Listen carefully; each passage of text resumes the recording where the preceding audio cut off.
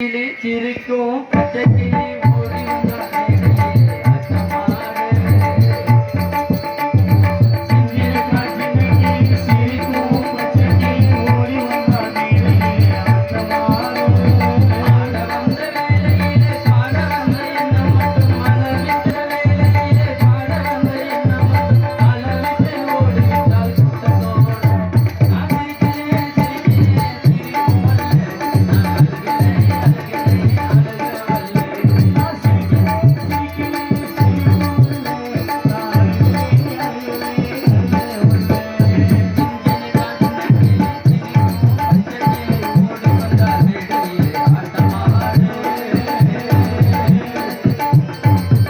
வந்தாலே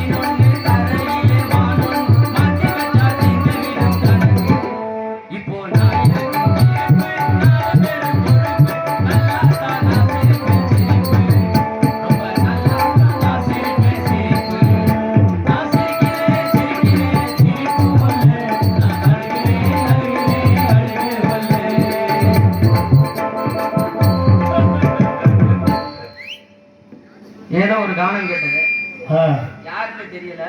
நான் யாருன்னு கேட்கிறீங்களா? என்னை வந்து அடையாளம் தெரியலையா? நான் தான் கொல்லிமலை பாவடை சித்தர். பாவடை சித்தரா? கொல்லிமலை குகையிலிருந்து தவம் புரிந்து நம்ம ஊர்ல கும்பாபிஷேகம் நடத்துறாங்கன்னு சொன்னாங்க. ஒரு முனிவர் வரணும்னு சொன்னாங்க. அதான் வந்து எனக்கு முன்னாடி யாரோ ஒருவர் முனிவர் போல் வேடம் அணிந்து இங்கு முழுமா சுட்டி கொண்டிருக்கிறார். வந்திருக்கிறாரு. நீங்க?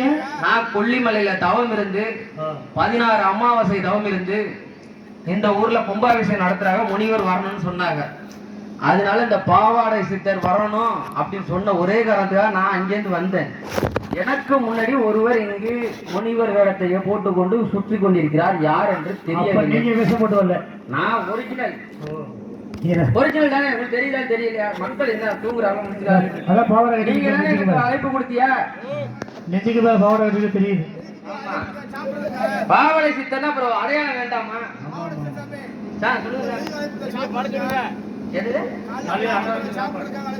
அன்னதானம். நான் கும்பத்துல தண்ணி ஊத்தும் போது சித்தர் பக்கத்துல இருக்கணுமா? 16 அமாவாசை தவம் இருந்திருக்கிறல்ல, வேலை அந்த கருடனோட அருள் வந்து நேரடியாக மக்களுக்கு சேர்றதுக்கு என்னுடைய மூலமா வந்திருக்கிறேன். அதேதான். போலிச்சாமி ஒருத்தர் வந்திருக்காருன்னு நினைக்கிறேன். யாருன்னு பாப்போம். கானகத்தில் பாட்டு பாடும்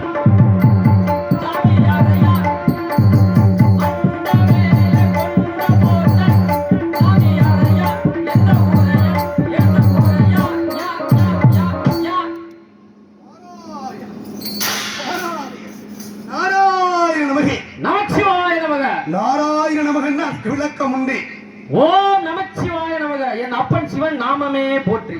ஓம் நமச்சிவாய நமக. நாராயணன் என்பவன் என்னுடைய பாட்டன், அவனுடைய புகழை பாடுவதனுடைய பெருமை. அதனால நாராயண நமகன் நான் சொல்லியிருக்கேன். நமச்சிவாய நமகனா என்னோட தந்தை சிவனு பெருமானோட நாமத்தை நான் உச்சரித்துக் கொண்டேன். நாரம் என்றால் நீர், அயனம் என்றால் படுக்கை, திருப்பார் கடல் நீரிலே வடுத்த இந்த உலகத்தை காத்து வருகின்றான் என்னுடைய பாட்டன் நாராயணன். அவனுடைய பேரை சொல்வதிலே பெருமை. நீங்க சிவாய நமகன்னு சொன்னீங்கல்ல, என்ன விளக்கம்னு சொல்லுங்க. நமச்சிவாய நமகனா இந்த அண்டத்தை காக்கக்கூடியவன் என் அப்பன் சிவன். ஐயா அண்டத்தை காக்கிறாரு. நாராயண நமகன்னு இந்த உலகத்திலே சொன்னவர் யார் தெரியுமா? முதலாக ராமானுஜர் தான் சொல்கின்றார். சிவகங்கை மாவட்டம் திருக்கோஷ்டியூர் ஊரிலே மிதில் சுவரிலே கோவில் சுவரிலே ஏறி நாராயண நமகே நாராயண நமகே என்று இந்த உலகத்திலே முதலாக எடுத்து சொன்னவன் ராமானுஜர். அவருடைய உடல் திருச்சி மாவட்டத்திலே ஸ்ரீரங்கத்திலே இன்றும் பதப்படுத்தப்பட்டே இருக்கு. இன்னமும் நகம் முளைச்சுக்கிட்டே இருக்கு. 200 வருஷங்கள் ஆயிருச்சு. இன்னும் கையில் உள்ள ரோமம் முளைச்சுக்கிட்டே இருக்கு. அப்ப பதப்படுத்தப்பட்டு இருக்கின்றது. 7 அதிசயம் ஸ்ரீரங்கத்திலே, அதுல இது ஒரு அதிசயம். அப்ப அப்பேற்பட்ட நீங்க சிவாய நமகன் இந்த உலகத்துல சொன்னவர் யாரு? இப்ப நீங்க என்ன சொன்னீங்க? நாராயண நமகே நாராயண நமக நாராயண நமகே நமச்சிவாய நமக. நம்ம ஊரு என்ன ஊரு? அச்சிந்தவாயிலா? அனுமானந்தல் தேவகோட்டை அந்த சுட்டு வட்டாரம் பூரா போய் பாருங்க. எல்லா பகுதியிலும் இருக்கிற கோயில்ல முக்காவாசி ஓம் நமச்சிவாயம் தான் எழுதியிருக்கா. எங்கேயாவது ஓம் நமோ நாராயணன் கோயில் எழுதியிருக்கா? சிவன் கோவில்ல ஓம் நமச்சிவாய நமகன்னு எழுதியிருக்கும். ஆக முருகன் கோவில்ல யாமிருக்க பயமேன்னு எழுதியிருக்கும். பெருமாளுடைய ஆலயத்திலே நாராயண நமகன்னு எழுதியிருக்கும். இது ஒவ்வொரு தெய்வத்துக்கு உண்டான மந்திரம் தான், இல்லைன்னு சொல்லலே. இப்ப அதுக்கு இதுக்கு என்ன சம்பந்தம்?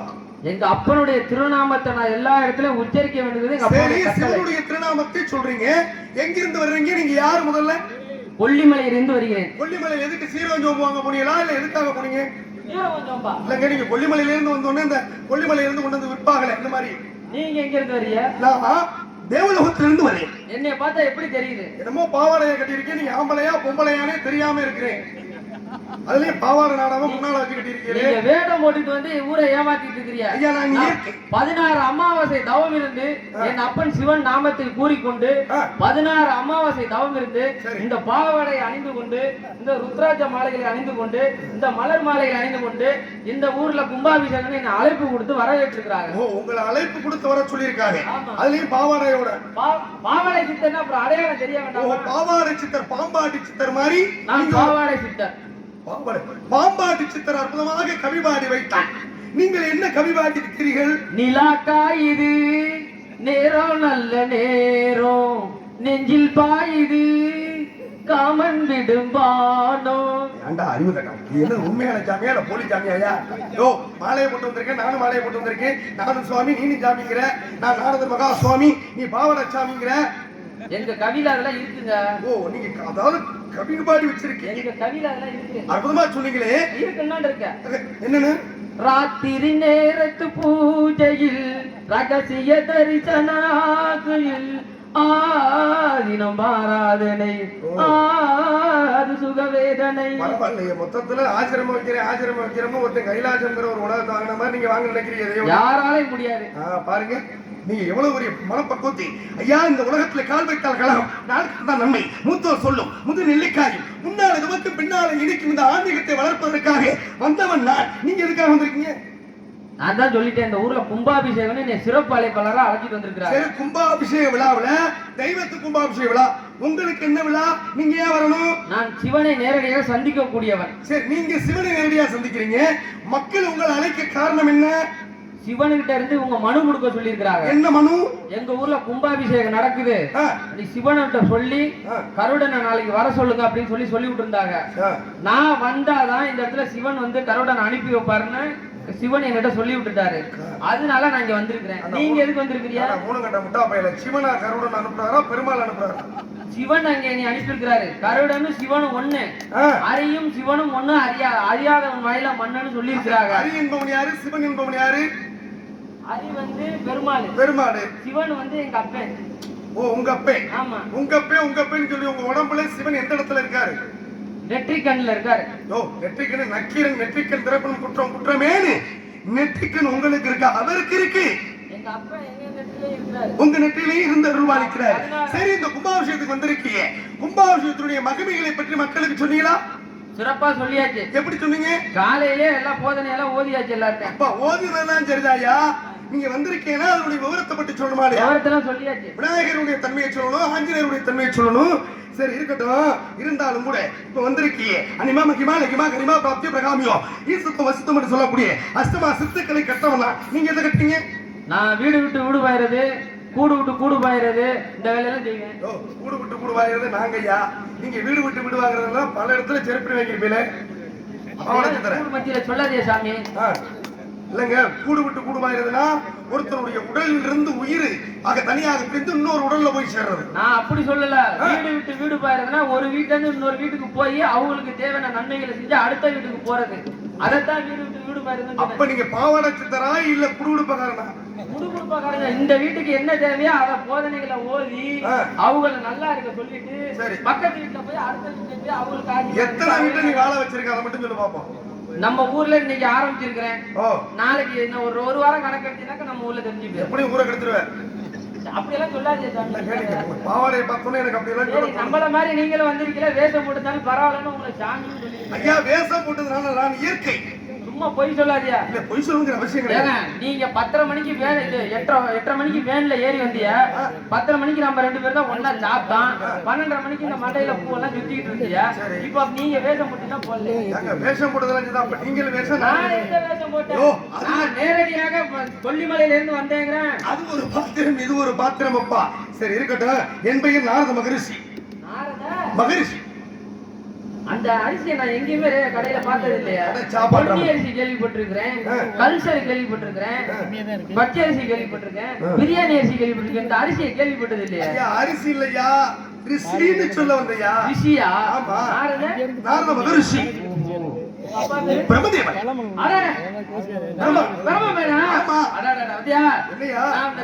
காலையில வரும்போது காரைக்குடி ரயில்வே ஸ்டேஷன்ல 2 பேரும் ஒண்ணா ஆளுக்கு ஆப் வாங்கி அடுப்பு போட்டோம். அந்த ஆளு 65 பிறப்பேன். அவர் என்னோட மாதிரி கொஞ்ச நாள் தவம் இருந்தாரு. அவருக்கு தவம் பிடிக்கலன்னு அவர் விலகி வந்துட்டாப்ல. ஆனா என்ன வேட்டி கட்டி திரிறாரு. 2 பேரும் ஆப் வாங்கி ஆளு கட்டி போட்டா அவர் 65 இருந்தாரு. நல்ல இதுதான் உனக்கு குறையாடா. இந்த உலகத்துல தெய்வம் இருக்கு, தெய்வத்துக்கு யாராவது பக்தர்கள் தான் ஆடை அணிவார்கள். ஆக இருப்பார். இருப்பினும் எங்க அப்பா உங்களுக்கு நண்பன்னு சொல்றீங்களே, எந்த வகையில அவர் என்ன வேலை பார்க்கிறாரு உங்களுக்கு தெரியுமா? அவர் இப்ப கொய்யாப்பழம் இருக்காரு. அறிவு கட்டாங்க. கொய்யாப்பழம் இருக்கிற பேரு பரமன் தான். எங்க அப்பா பேரு பிரம்மன். ஆக இருக்கட்டும், வேற என்ன கேட்க பண்ணிக்கிறீங்க? நீங்க இந்த வேஷத்தை பார்த்தா காரைக்குடி பஸ் ஸ்டாண்ட்ல இந்த உங்க மாதிரி கலர் போட்டுக்கிட்டு, பச்சை கலர் போட்டுக்கிட்டு, சிவப்பு கலர் போட்டுட்டு, ஹரே ராமா ஹரே கிருஷ்ணா ஹரே ராமா ஹரே கிருஷ்ணன் கடைக்கு கடை காசு வாங்கிட்டு அந்த குரூப் மாதிரி தான் இருக்கிறியா? அவங்க யாரு தெரியுமா? யாரு? உங்களை மாதிரி போலி சாமியார வந்து தெய்வத்தினுடைய அரிதாரத்தை பூசிக்கிட்டு வயிற்று பிளப்பிற்காக கடைகளுக்கு வீடு வீடுகளுக்கு யாசகம் பெறக்கூடியவர்கள். யாசகம்னா என்னன்னு தெரியுமில? பிச்சை. பிச்சை பெறக்கூடியவர்கள். அவர்கள் எல்லாம் மனித பிறப்பு, நானும் தெய்வ பிறப்பு. அவர்களுக்கெல்லாம் அப்பாற்பட்டவன். இந்த கும்பாபிஷேகத்தை பத்தி எதுவும் சொல்லிட்டு இருந்தீங்க. அற்புதமா சொன்னேன். மக்களிடம் இருந்து நிறைய ஆசைகள் பெற்றேன். உயிர் வந்துரும். இப்ப கும்பாபிஷேகம்னா அந்த சாமி சிலைக்கு வந்து உயிர் வந்துரும். கண்டிப்பா வரும். இப்ப உயிர் வந்துரும். ஆமா. நாளைக்கு கும்பத்துல தண்ணி ஊத்தி 48 முடிந்த உடனே முடிஞ்சு உயிர் வந்துரும். இப்ப 48 நாள் அபிஷேகம் முடிஞ்சு எல்லாம் முடியுது. சாமிக்கு உயிர் வந்துருச்சு, சக்தியோட இருக்கு. ஒரு 5-6 பேர் சேர்ந்து கடப்பாறை எடுத்துட்டு போய் ரவையோட ரவையா சிலையில குத்தி கிளப்பி முன்னோடு போய் நாடு கடத்திடுறாங்க. மறுநாள் காலையில பேப்பர்ல என்ன நியூஸ் வரும்? அனுமனேந்தல்ல கோவில் சிலை திருட்டுன்னு வருமா, இல்ல விநாயகர் கோவில ஆஞ்சநேயர் சிலை, ஆஞ்சநேயர் திருட்டு, இல்ல விநாயகர் திருட்டுன்னு வருதா பேப்பர்ல மறுநாள்? என்ன கேக்குற? கோயிலுக்கு 48 நாள் அபிஷேகம் எல்லாம் முடிஞ்சிருக்கு. சாமிக்கு உயிர் வந்திருக்கு. உயிர் வந்த சாமிய கடப்பாறை வச்சு நம்பி ஒரு 5-6 பேரு கொண்டு போயிடுறாங்க. மறுநாள் காலையில பேப்பர்ல வருது, அனுமனேந்தல்ல விநாயகரை காணவில்லை, ஆஞ்சநேயரை காணவில்லை அப்படின்னு பேப்பர்ல வருதா, இல்ல சிலை திருட்டுன்னு வருதா? சிலை திருட்டுன்னா வரும். ஏன் அப்ப உயிர் இல்லையா? அப்ப அதெல்லாம் போடணும். இப்ப ரவி பிரசாத் அவர்கள் தேவக்கோட்டையில் பஸ் ஸ்டாண்டில் இறங்கியவர் காணவில்லைன்னா மறுநாள்ல பேப்பர் வருமா, இல்ல நார்வேர காணோம்னு பேப்பர்ல வருமா, இல்ல பிணத்தை காணோம்னு பேப்பர்ல வருமா, இல்ல ஒரு பாத்திரத்தை காணோம்னு பேப்பர்ல வருமா? அப்படி வராது. நீ கேட்கிற கேள்வி கொஞ்சம் குழப்பமா இருக்கு, ஆனா அதுல புரியுது எனக்கு. என்னன்னு இப்போ ஒரு சிலை இருக்கு, கும்பாபிஷேகம் பண்ணியாச்சு, உயிர் வந்துருது. அதுக்கு உயிர் வந்த உடனே உயிரோடு இருக்கக்கூடிய தெய்வத்தை 4 களவாணி பேர்கள் கடப்பாறை வச்சு குத்தி பேக்குற. உயிர் நூல் இருந்தா பக்கத்துல ஆயுதம் வச்சிருக்கவே, அந்த ஆயுதத்தை எடுத்து அவங்க வாயில குத்தி இருந்தா ஒவ்வொரு ஊர்லயும் எந்த சிலையாவது திருட்டு போகுமா? அப்ப சரி தூக்கிட்டேன். தூக்கின பிறகு எல்லாரும் தெய்வம் நினைச்சு அர்ச்சனைகள் ஆதாரணைகள் செய்கின்ற பொழுது, ஆனால் ஆஞ்சநேயர் தெய்வம், விநாயகர் தெய்வம், துர்க்கை தெய்வம், தெய்வம் இன்ன ஊர்லயே திருட்டுன்னு செய்தித்தாள்ல போட மாட்டேன், சிலை திருட்டுன்னு போடுவேன். அப்ப மக்கள் எல்லாரும் கோவிலுக்குள்ள இருக்கிறத தெய்வம்னு நினைச்சு வணங்குறாங்களே, அது வெறும் சிலைன்னு நினைச்சிருந்தா வணங்கி இருப்பாங்களா? அப்ப அது சிலையா இல்ல தெய்வமா? கேள்வி சரியா வரணும். இப்ப கோவிலுக்குள்ள இருக்கல, கருவறைக்குள்ள 8 வகையான மருந்து இடிச்சு சிலையை வச்சாச்சு, கும்பத்துல தண்ணி ஊத்தியாச்சு, தெய்வத்துக்கு உயிர் வந்துருச்சு. உயிர் வந்த உடனே அதை தூக்கிட்டு போயிட்டான். செய்தித்தாள சிலை திருட்டுன்னு போட்டா, தெய்வம் திருட்டுன்னு போடல. இப்போ ஒரு நீங்க கேட்ட கேள்விக்கு இது என்ன பதில் தெரியுமா?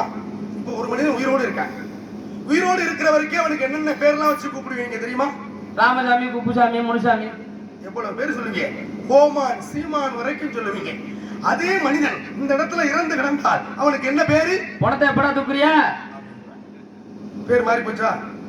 பெத்த மகன் கூட எங்க அப்பாவை எப்ப தூக்குறீன்னு கேட்க மாட்டேன். பாடி எப்ப எடுக்கிறது, பணத்தை எப்ப எடுக்கிறது, நல்ல நேரத்தை பாருங்க. பேரே மாறு. பெத்த புள்ளோட பெயரை மாற்றுகிறான். உயிரோடு இருக்கிற வரைக்கும் ராமசாமி, குப்புசாமி, கோமான், சீமான் என்று சொல்லிய இதே வாய் அதே மனிதன் இறந்து கிடைக்கின்ற பொழுது பிணத்தை எப்படா தூக்குவோம்னு எப்படி உயிரோடு இருக்கின்ற பொழுது பெயர் வேறு, இறந்த பிறகு பெயர் வேறாக மாறப்படுகின்றதோ, கோவிலுக்குள்ள இருக்கிற வரைக்கும் அது தெய்வம். கருவறையை விட்டு 4 களவாணி பெயர்கள் தூக்கிட்டாயினா அதுக்கு பேரு தெய்வம் அல்ல, வெறும் சிலை. உயிரோடு இருந்தாத்தான் கருவறைக்குள்ள இதுக்கு தெய்வம். கருவறை விட்டு வெளியில வந்துட்டா இறந்தவனுக்கு அர்த்தம். அதனாலதான் சிலை திருட்டுன்னு போட்டா செய்தித்தாள். வித்தியாசம் எவ்வளவு இருக்கு? இப்ப எல்லாரும் கும்பாபிஷேகத்துக்கு விருந்தாளிலாம் நிறைய வந்திருக்காங்க, சொந்த பந்தம்லாம் வந்திருக்காங்க.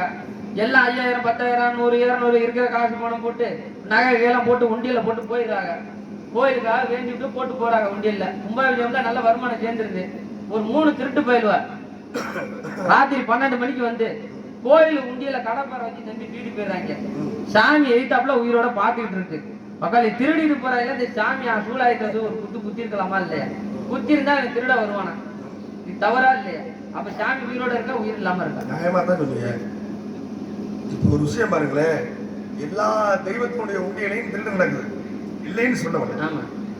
அப்ப தெய்வத்துக்கு உயிர் இருக்குன்னா கையில ஏதாவது வச்சிருந்தா குத்தி இருந்தா எங்கேயும் திருட்டு நடக்குமா? அப்படின்னு இதுல இன்னொரு விஷயம் பாருங்க, முக்கியமான கூற்று. திருடுறது தெய்வத்துக்கு தெரியுது. இப்ப இதுக்கு என்ன பதில் கொடுக்கணும்னா, உங்க அம்மா உங்களுக்கு தெரியாமல், உங்க அப்பாவுக்கு தெரியாம ஒரு உண்டியல சேர்த்தாங்க. சேர்த்தா உண்டியல் நிரம்பிடுச்சு. நீங்க போய் அந்த உண்டியல கை வச்சு 100 ரூபாய் திருடுறீங்க. திருடுற உடனே உங்க அம்மாவுக்கு கோவம் வந்து உங்களை கழுத்தை வெட்டி போடுமா இல்ல கத்தி எடுத்து குத்தி போடுமா? எப்படி வெட்டான்? வெத்த பிள்ளை எடுத்துக்கிறான்ல, புரிஞ்சிருச்சா விஷயம்? வெட்ட முடியுமா? இதுக்குள்ளே விஷயம் வந்துருச்சு. எப்படி கேளுங்களே, பெத்த தாய் எப்படி தன் பிள்ளையை மன்னிக்கின்றாளோ, துர்க்கை உலக தாய் நம்ம ஊர்ல தான் பிறந்த, நம்ம தான் உயிர் கொடுத்த, நம்ம தான் வளர்த்த, நம்ம உண்டியிலே கை வைக்கிறானே அப்படின்னு பெத்த தாய் தான் பிள்ளை எப்படி மன்னிக்கிறாளோ அந்த மாதிரி ஒவ்வொரு தெய்வமும் மன்னிக்கிறா. அதனாலதான் ஒவ்வொரு களவாணி பெயர்களும் தப்பிக்கிறாங்க. புரியுதா?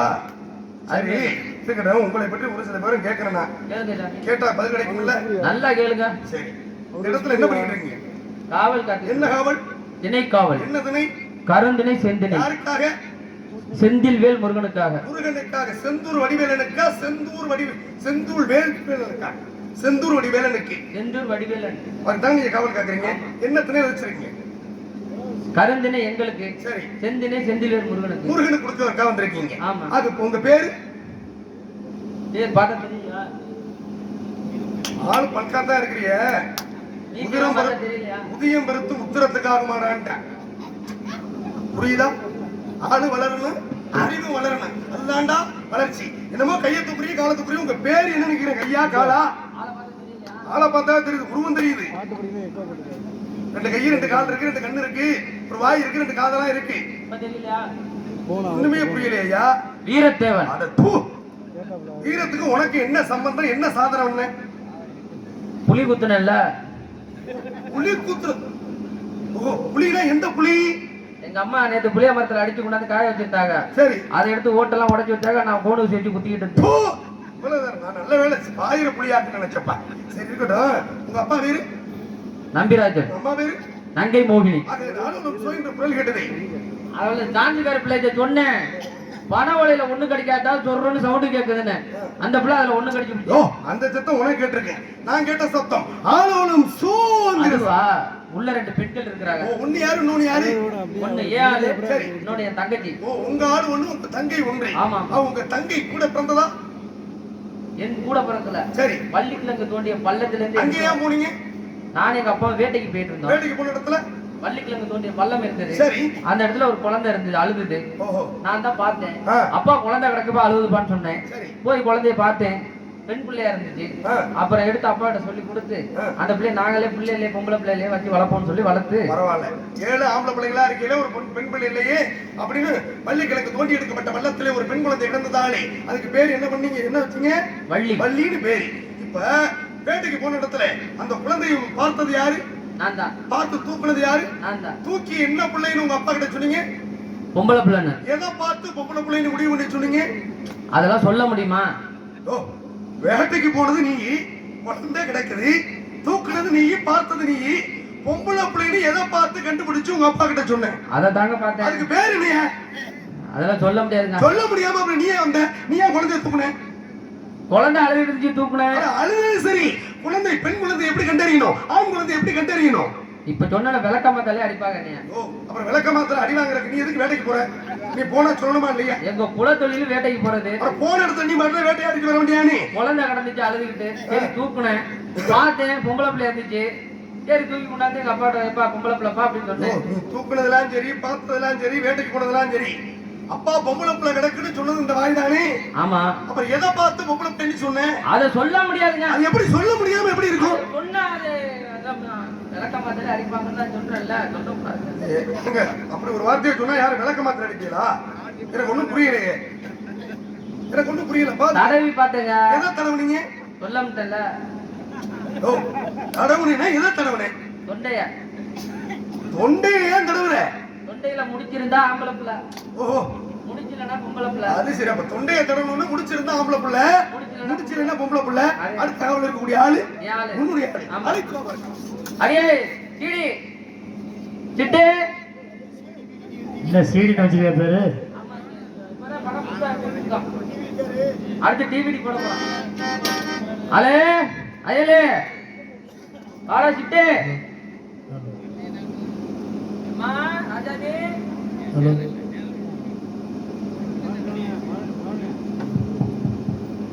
ஹலோ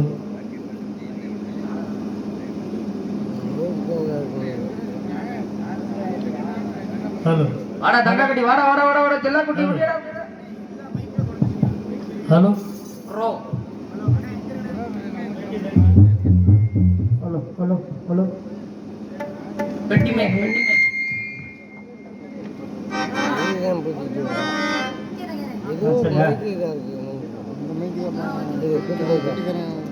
தங்கப்ல நம்ம இடத்துக்கு நாரதர் மகாமுனி வந்திருக்காரு. நாரதரா?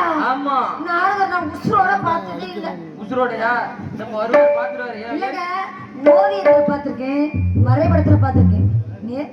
ஏற்கனவே என் மாவடி அவுத்து விட்டாரு, இப்ப வந்து ஓம்பாவடி அவுப்பாரு பாரு. அட போயா, உன்னை பார்த்த உடனே இப்படி சொன்னார்ல, என்னை பார்த்த உடனே பயந்து இப்படிலாம் ஓடுவார்.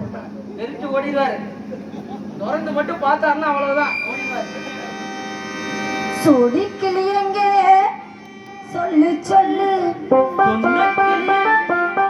சொந்த கிளியே நீ வந்து நில்லு, கண்ணி கிளிதான் காத்தி கிடக்கு கண்ணுறங்காமே, பட்டு கிளியே நீ கட்டிக்கொள்ளு, தொட்டு கலந்தோடு மெட்டி சொல்லு.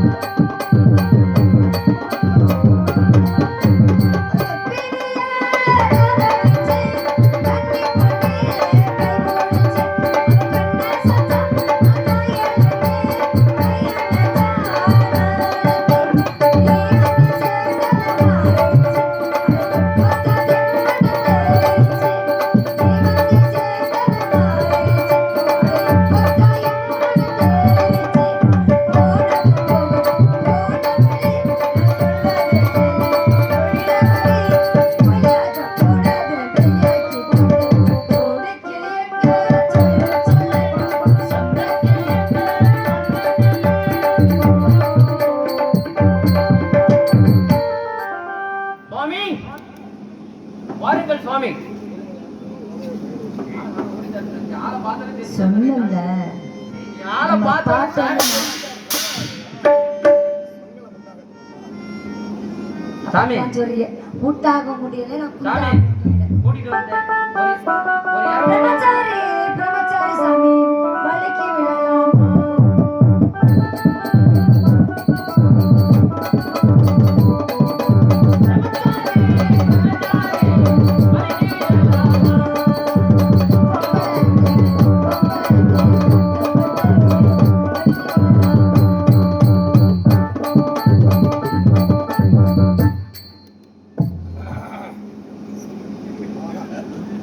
என்னடா டேய், பரவாயில்லை. நல்ல வேலை உனக்கு தம்பி, நல்ல வேலை. சாமி 200 ரூபாய் கொடுங்க. ஆகா, நீ இந்த கேசா? வாழ்க பெண்மகளே, வாழ்க வளர்க பல்லாண்டு பல்லாயிரத்தாண்டு பல கோடி 100 ஆண்டு வாழ வேண்டும். யார் அந்த பெண்மகள்? ஏன் யாரு? உங்களுடைய ஆள் எதுக்காக? அதனால 200 ரூபாய் கேட்டேன். ஓ, உங்க ஆளா இருக்க 200 ரூபாய். வேற ஆளா இருந்தா ஏரியா அடச்சி. கோச்சிக்காதா, நம்ம சாமி தான். அது வாழ்க பெண்மகளே, வாழ்க நல்லதொரு ஜோடி பொருத்தம். ஆனா நீங்க கொஞ்சம் பிரண்டு படிச்சேன்னா வலிச்சுதான் இல்லைன்னு. இல்ல மெத்த பிரச்சனை கிடையாதுல்ல, அதனால நான் கீழே அவங்க மேல. நல்ல வேலையா போச்சு. அப்ப இருக்கட்டும். இதுல யாரு புரிஞ்சு யாரு கொண்டாடின்னு புரியலடா. ஓ உள்பாவடை கேட்கிறவே அழைத்து போங்க. அடச்சை. சரி, அப்ப புரிஞ்சுங்கிற பேர்ல இருமிட்டு கிடக்குற. பாக்கி பூரா அவங்கதான். இருக்கட்டும். இருந்தாலும் கூட அடுத்த காவல இருக்கக்கூடிய ஆளையா இருப்பா என் தங்கை தங்கை வள்ளி. இடத்திற்கு தலைவி. ஆமா. ஆக நான் வள்ளியை சந்திக்க வேண்டிய சந்திக்கலாமா? இதோ உடனே அதேதான் கேளு. நான் அழைக்கிறேன்.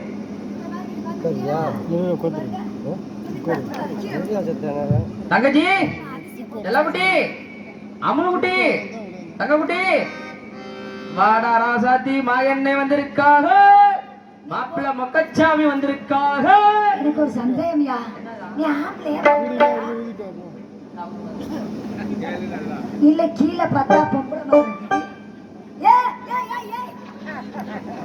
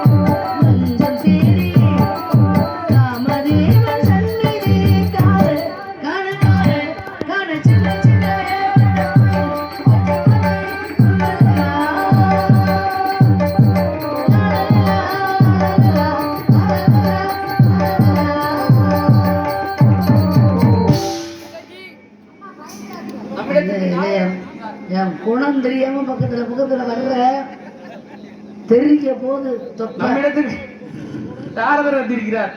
உடறி விட்டு எடுக்க வச்சுடுவேன். அரைப்படி அரிசி கொட்டலாம் போல இருக்கு.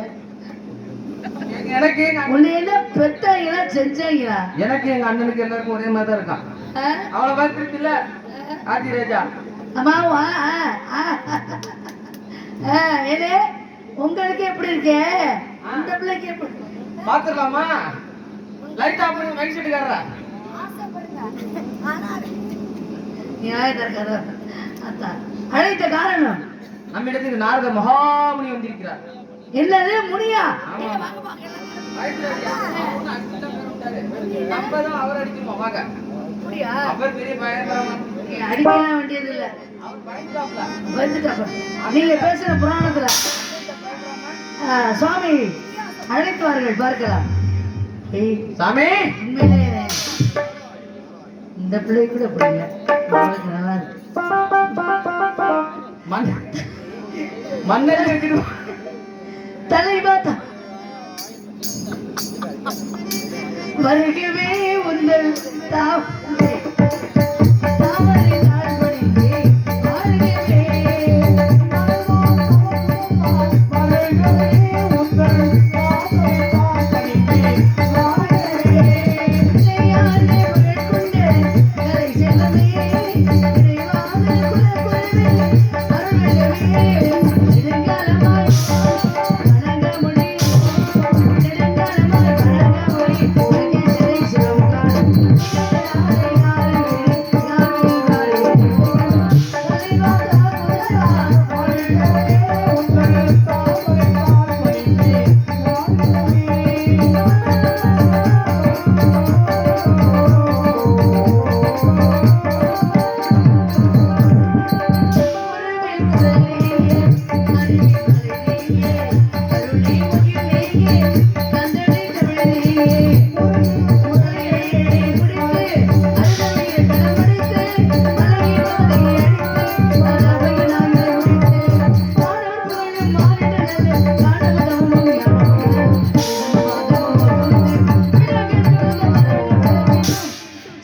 பாதம் போட்டு வணங்குகிறேன்.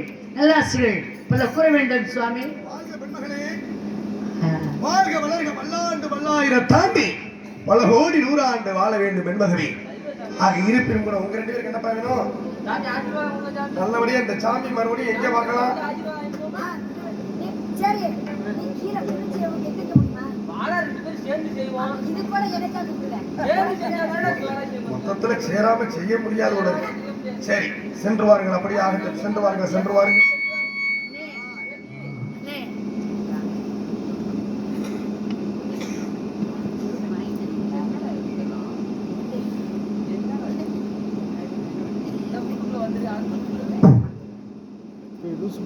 தொட்டணி திருமணிற்கேணி மாந்தருக்கு கட்டளை தோட அறிவிந்து சொன்னார்கள். மனதை தோட்ட எவ்வாறு நீர் சுரக்கின்றதோ அதுபோல கல்வியை கற்க அறிவியல் வளரும் அற்புதமான நிற்றாமரை குலத்திலும் சேர்ந்தார் போல் கற்றார் தாம் ஒருவர். ஆக இருப்பினும் இந்த இடத்துல எனக்காக வரவேற்புரை விடுத்தீர்கள். மற்றற்ற மகிழ்வாடினாக இந்த இடத்திலே கேளுங்கள் தரப்படும், தட்டுங்கள் திறக்கப்படும் என்று சொன்னார்களே. கேட்டால் கிடைக்குமா, தட்டினால் தான் திறக்குமா என்று பார்க்கின்ற பொழுது உன்னிடத்திலே ஒரு சில விவரங்கள் கேட்டு தெரிந்து கொள்ள வேண்டும் என்ற ஆசையோடு வந்திருக்கின்றேன். உன்னிடத்திலே ஒரு சில விவரம் கேட்கலாமாமா? கேளுங்கள் சுவாமி. கேளுங்கள், கேட்டால் கிடைக்கும் அப்படிங்கிற ஒரு நம்பிக்கையோடு. எத்தனை முறை கேட்டாலும் ஒரு சில இடங்கள்ல கிடைக்காது. ஆனால் கேளுங்கள் சுவாமி, தருகிறேன் என்ற நம்பிக்கையோடு இந்த இடத்திலே நம்பிக்கை, அவநம்பிக்கை, மூட நம்பிக்கை, தெய்வ நம்பிக்கை, ஒரு மனிதனுக்கு இந்த நம்பிக்கை. உலகத்திலேயே சுருக்க பேச்சாளர் யாருன்னா ஆஞ்சநேயர் ஒருத்தர் மட்டும்தானா. சுருங்க சொல்லி விளங்க செய்வதா? வள வள வள வள வளன்னு அப்படி பேச மாட்டாரா? சுருக்க பேச்சாளர் யாரியா? முதல் பேச்சாளர் ஆஞ்சநேயர் தான், அனுமன் தான். ஏன் அப்படின்னா ராமன் சீதையை அசோகவனத்துல போய் சந்திச்சுட்டு வா அப்படின்னு சொல்லி ஒரு பொருளை கொடுத்து விடுறாரு. இது எல்லாருக்குமே தெரியும். சரி. ஆனா வந்த உடனே ராமரை பார்த்த உடனே அவர் சொன்ன முதல் வார்த்தை என்ன தெரியுமா? கண்டேன் சீதையை அப்படின்னாரு. சரி. ஐயா, இங்க இருந்து இலங்கைக்கு போய் அவர் ஏற்கனவே பொண்டாட்டிய பறி கொடுத்துட்டு பதட்டத்துல வந்து என்ன செய்தி சொல்ல போறாரோ தெரியலையே அப்படிங்கிற எதிர்பார்ப்பு இல்ல, படபடப்புல பதட்டத்துல இருக்காரு. அப்புறம் அந்த சீதைய அந்த ராவணேஸ்வரன் அப்படின்னா எப்படி இருக்கும்? அதான் அறிவாளிக்கு அழகு. கண்டேன் சீதையை, இப்ப பார்த்தாச்சு சீதை இருக்கா அப்படின்னு. அப்போ இந்த உலகத்திலேயே சுருக்க பேச்சாளர் நான் படிச்ச வரைக்கும் ஆஞ்சநேயர் தான், அனுமன் தான். எனக்கு சுருக்கமா பேசுறதுதான் பிடிக்கும். முதல்ல சொன்னமா அவர் மாதிரி